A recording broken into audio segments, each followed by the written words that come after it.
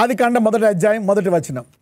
ఆదియందు దేవుడు భూమి ఆకాశములను సృజించెను. ఓకే, ఇంతకీ ఈ ఆదికాండము రాసిందెవరు? మరి ఆదికాండం తర్వాత దాంతోపాటు ఈ 4 పుస్తకాలు కూడా మోషే రాశారు అని అంటారు. రాసిన ఎవరి ద్వారా రాయించినా మరి పరిశుద్ధాత్మ ప్రేరేపణతోటే రాశాం అది, అవునా? They are written by Matthew రాసినా, మార్క్ రాసినా, ఎవరు రాసినా they are written by the holy spirit. Okay, ఇప్పుడు ఈ సృష్టి ఎందుకని దేవుడు రాశాడు? రోమిల్కి రాసిన పత్రిక 1వ అధ్యాయం 20వ వచనానికి వెళ్దాం. ఆయన అదృశ్య లక్షణములు అనగా ఆయన నిత్యశక్తియు దేవత్వమును జగదుత్పత్తి మొదలుకొని సృష్టింపబడిన వస్తువులను ఆలోచించుట వలన తేటపడుచున్నవి గనుక వారు నిరత్తరులై ఉన్నారు. ఆయన అదృశ్య లక్షణములు, దేవుడు ఎలా ఉంటాడో మనకు తెలియదు, కానీ ఆయన లక్షణాలు, ఆయన నిత్య శక్తి, దేవత్వము, ఈ 3 ఎలా తెలుస్తాయంట? ఆయన అదృశ్య లక్షణాలు, ఆయన కనపట్టలేదు కానీ ఎక్కడో ఉన్నారని తెలుసు, దేవుడు ఉన్నాడని తెలుసు. ఆయన నిత్య శక్తి, ఒక శక్తి, ఎందుకంటే ఇంత శక్తి ఇన్ని సంవత్సరాల నుంచి అలాగే ఉంది. ఆ సూర్యుడు పడిపోలేదు, దగ్గరికి వచ్చి నేను మార్చి వెళ్ళిపోలేదు.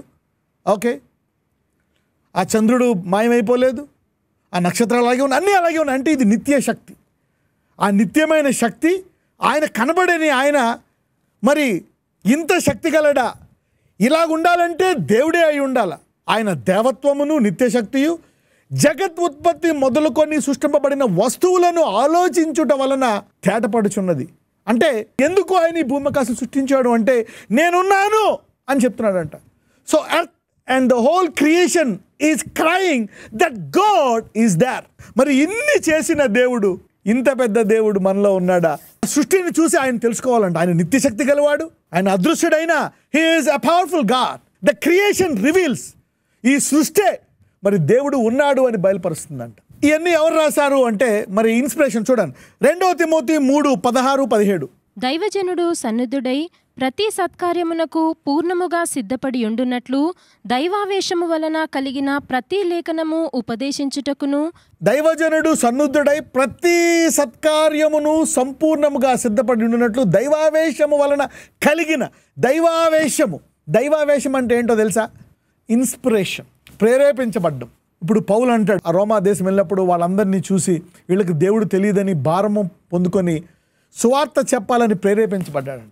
అలాగా వీళ్ళు హృదయములో ప్రేరేపించబడి ఈ భక్తులు రాసిని అంటే ఈ లేఖనాలు. దైవావేశం వల్ల కలిగిన ప్రతి లేఖనము, ప్రతి లేఖనం అంటే ఇందులో ప్రతి పేజ్ ఇన్స్పిరేషన్ పెట్టి రాస్తున్నప్పుడు ఇన్స్పిరేషన్ ద్వారా అలాగ మోషే రాశాడు అనమాట. ఇదేనికో చూద్దాం, లెట్స్ రీడ్. ఖండించుటకును, తప్పుదిద్దుటకును, నీతియందు శిక్ష చేయుటకును ప్రయోజనకరమై ఉన్నది. చూడండి, దేనికంట? ఖండించుటకు, తప్పుదిద్దుటకు, నీతియందు శిక్ష చేయుటకును ప్రయోజనకరమైందండి. So what God inspired he approves, what God inspires he teacher, what God inspires he protects and preserves. మరి దేవుడు ప్రేరేపించి తన భక్తులతో రాయించాడు. మరి ఇది మోషే చేత ప్రేరేపించబడి రాసినటువంటి గ్రంథము. ఈ వచనం అంతా, ఈ మొదటి వచనం రాసింది మోషే. He was inspired. ఖండించుటకు, తప్పుదిద్దుటకు, నీతి యందు శిక్ష చేయుటకు ప్రయోజనం. Let me see 16. దైవజనుడు సన్నద్ధుడై, చూడండి ఇది ఎవరో రాయలేదు, దైవజనులు మాత్రమే రాశారంటే దేవుడు ఎన్నుకొన్నటువంటి వారు. ప్రతి సత్కార్యమునకును అంటే ప్రతి మంచి పనికి ఉపయోగపడుతుందంట ఈ వాక్యం. పూర్ణముగా సిద్ధపడి ఉన్నట్లు దైవావేశము వలన కలిగిన ప్రతి లేఖనము ఉపదేశించుటకు, టు టీచ్. అంటే ఇంత గొప్ప దేవుణ్ణి మరి తెలుసుకోవడం అనేది ఉపదేశం ద్వారా తెలియాలంట. మరి సువార్త అనేకులకు వెరితనముగా ఉంది. ఆ వెరితనముగానే నన్ను తెలుసుకోవాలి అని ఆయన ఈ భూలోకాన్ని మరి ఈ పద్ధతిని చేశాడు అనమాట. The process of knowing. మరి దేవుడు నన్ను తెలుసుకోవాలంటే ఈ సువార్త వాళ్ళు తెలుసుకోవాలి. ఒకవేళ ఈ సువార్త వెరితనం అంటావా, అదే వెరితనంగా తెలుసుకోవాలంటాడు కొరింథీయుల్లో.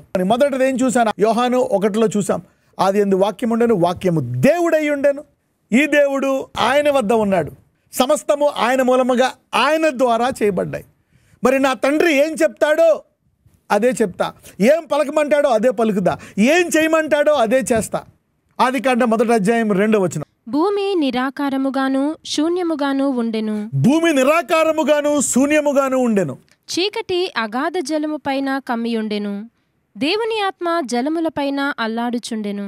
దేవుడు వెలుగు కమ్మని పలకగా వెలుగు కలిగెను. చూడండి, అయితే అక్కడ కుమారుడు ఉన్నాడు, పరిశుద్ధాత్ముడు ఉన్నాడు, తండ్రి ఉన్నారు. డోంట్ ఇంటర్ప్రిట్ ద వర్డ్ ఈ వచనానికి ఆన్సర్ ఇక్కడ ఉంటుంది. Let the word talk about the word. No interpretation, only knowing, only understanding. This is plain and simple. Okay, interpret కావాలా? Let Bible explain its words. అందుకే ఆదికాండం నుంచి ప్రకటన నేను ఎప్పుడు చెప్పాను, ఒక వచనము నీకు పూర్తిగా తెలియాలంటే ఏం చేయాలని చెప్పాను? ఒకటి తీసుకొని ఆదికాండం నుంచి దాని గురించి స్టడీ చేసుకుంటా వస్తే నీకు క్లారిటీ వచ్చేస్తుంది. That's how you approve a scripture. Let's go back to 2. భూమి నిరాకారముగాను శూన్యముగాను ఉండెను, చీకటి అగాధ జలము పైన కమ్మి ఉండెను, దేవుని ఆత్మ జలముల పైన అల్లాడు. అంటే దేవుడు ఉన్నాడు, ఆయన ఆత్మ ఉంది అక్కడ జలముల మీద. Okay, so God is there. ఎవరు ఈ దేవుడు అనేది మీరు చూశారు ఇందాక. ఈ వచనం మనము మొదటి వచనం ప్రకారం చూస్తే ఆయన యేసయ్య. ఓకే, సో యేసయ్య ఉన్నాడు, పరిశుద్ధాత్మ ఉంది నీళ్ళ మీద. సో తండ్రి పక్కన ఉన్నాడు అనుకుందాం. సో ఇప్పుడు తండ్రి ఉన్నాడు, అక్కడ వెలుగు కమ్మని పలుకు అన్నాడు. అప్పుడు దేవుడు ఏం చేశాడు? యేసు అనే దేవుడు. చూద్దాం 3వ వచనం. దేవుడు వెలుగు కమ్మని, అప్పుడు యేసు వెలుగు కమ్మని పలికాడంట. అయితే యేసుకు వెలుగు కమ్మని పలకమని ఎవరు చెప్పారు? తండ్రి. సో యేసు పలికాడు. సో అది సమస్తము ఆయన మూలముగా, ఆయన ద్వారా, అంటే యేసు ద్వారా, యేసు మూలముగా కలిగి. అందుకే అందరూ ఆయనకు లొంగాలి. ఒక విధంగా చూస్తే సమస్తాన్ని తండ్రి. ఎందుకంటే కుమారుడు ఏమంటాడు? నాకంటే నా తండ్రి గొప్పవాడు. So is acknowledging that father is, తండ్రి నాకంటే గొప్పవాడని చెప్తున్నాడు. అంతే, తండ్రి చెప్పినట్టు చేశాడు. యేసు అనే పేరు పెట్టుకోవచ్చు. యోబు గ్రంథం 38:4-7. నేను భూమికి పునాదులు వేసినప్పుడు నీవెక్కడ నుంటివి? నీకు వివేకము కలిగి ఉన్న ఎడలా చెప్పుము. ఆగండి, ఈ మాట ఎవరితో అంటున్నారు? నేను భూమికి పునాదులు వేసినప్పుడు నీవెక్కడ ఉంటివి? నీకు వివేకము కలిగి ఉన్నట్లు చెప్పుమని ఎవరితో అంటున్నారు? యేసు ప్రభువారు యోబుతో మాట్లాడుతున్నాడు. నేను భూమికి పునాదులు వేసినప్పుడు నీవెక్కడున్నావు అని యోబుని అడుగుతున్నాడు. నీకు వివేకం ఉంటే తెలుపు. చదవమ్మా 5. నీకు తెలిసిన ఎడల దానికి పరిమాణమును నియమించిన వాడెవడో చెప్పుము. ఒకవేళ తెలిస్తే సరే, పరిమాణం అంటే ఎంత వేయాలా, ఈ భూమిలో ఎంత ఇసుక ఉండాలా, ఎంత నీరు ఉండాలా, ఈ సముద్రము ఒడ్డు ఎంతవరకు ఉండాలా, భూమి ఎంతవరకు ఉండాలా, ఇది కొలిచి ఎంతెంత స్థలాలు ఏమేమి ఉండాలా అనేటువంటిది నీకు తెలిసిన ఎడల దాని పరిమాణమును నియమించిన వాడెవడో చెప్పు. ఎవరెవరు ఎంతెంత ఉండాలా? ఆగండి, ఇప్పుడు ఇది అడుగుతున్నా. ఈ పరిమాణము నియమించింది ఎవరు? ఎంత మట్టి వేయాలా, ఎంత నీరు ఉండాలని చెప్పింది ఎవరు? తండ్రా, కుమారుడా, పరిశుద్ధాత్ముడా? తండ్రి. నా కుమారుడా ఇంత కొలత ఉండాలా. ఇప్పుడు ఆ కొలత కొలిసింది ఎవరు? చేత్తో యేసయ్య. So father's instruction and the hand of Jesus measuring it and laying the foundation. చూద్దాం, యోబుకి వచ్చేద్దాం. జోబ్ 38. తెలిసిన ఎడల దానికి పరిమాణమును నియమించిన వాడెవడో చెప్పు.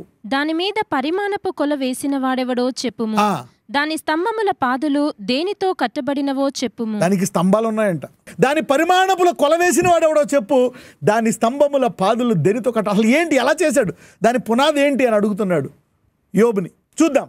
ఉదయ నక్షత్రములు ఏకముగా కూడి పాడినప్పుడు. ఉదయ నక్షత్రాలు అండర్లైన్ చేసుకోండి. ఉదయ నక్షత్రములు చదవమ్మా. ఉదయ నక్షత్రములు ఏకముగా కూడి పాడినప్పుడు, దేవదూతలందరూ ఆనందించి జయధ్వనులు చేసినప్పుడు దాని మూలరాతిని వేసిన వాడెవడు? ఇప్పుడు చెప్పండి, ఎవరున్నారు అక్కడ? తండ్రి, కుమార, పరిశుద్ధాత్మతో పాటు తండ్రి చెప్పాడు, తండ్రి ఉన్నాడు అక్కడ. ఓకే, కుమారుడు ఉన్నాడు, పరిశుద్ధాత్మ ఉన్నాడు. ఇంకెవరున్నారు? ఉదయ నక్షత్రములు నెంబర్ 1. నెంబర్ 2, ఏకముగా కూడి పాడారంట ఫౌండేషన్ వేస్తున్నప్పుడు. అంటే తండ్రి చెప్పిన దాని ప్రకారం, తండ్రి చిత్త ప్రకారం కుమారుడు చేస్తున్నాడు. అప్పుడు చూడండి, అందుకే మనం కూడా ఏదైనా పాటలు పాడతాం చూసారు, ఏదైనా స్టార్టింగ్ అప్పుడు ఇదంతా సేమ్ వీఆర్ దీని తెలుసా? Likeness of God and his image.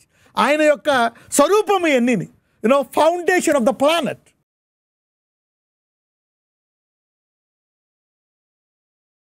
నాజరేయుడైన యేసయ్య మా కుటుంబాలను, మమ్ములను నీ కృప చేత భద్రపరచండి, రక్తం చేత భద్రపరచండి. హీల్ దర్ బాడీస్ నౌ యెహోవా రాఫా. వాళ్ళు ఈ వాక్యమంతా వినాల, ఆరోగ్యంగా ఉండాలి, అనేకులకు సాక్షులుగా ఉండాలి గనక అయ్యా వారిని ముట్టి స్వస్థపరచండి. ప్రతి రోగమును తీసివేసి ముట్టి స్వస్థపరచండి. దీర్ఘాయును దయచేయండి అయ్యా. వారిని తృప్తిపరిచి, అబ్రహామును తృప్తిపరిచి పంపించావు. అద్భుత రీతిగా వారిని అన్ని రంగాల్లో ఆదుకొని ఏ లోటు లేకుండా సహాయం చేయమని నాజరేయుడైన యేసుని ప్రార్థిస్తున్నాము తండ్రి. ఆమేన్.